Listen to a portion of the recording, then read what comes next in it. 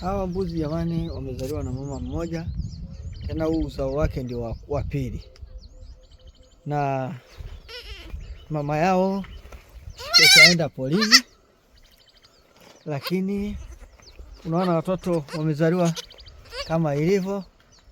Hawa ni gala hawa. Hawa ni gala, wanazaliwa kama wadogo wadogo, lakini ukija miezi miwili hapo nakuta wakubwa kweli kweli, kwa sababu kwanza mama yao na maziwa mengi sana na wanashiba sana.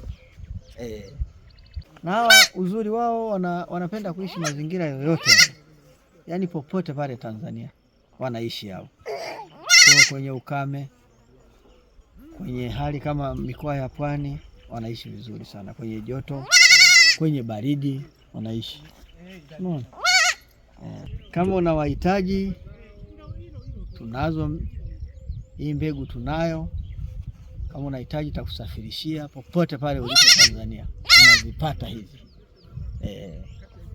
Hawa hawazai mmoja, hawa ni wawili tu kwenda mbele. Yeah.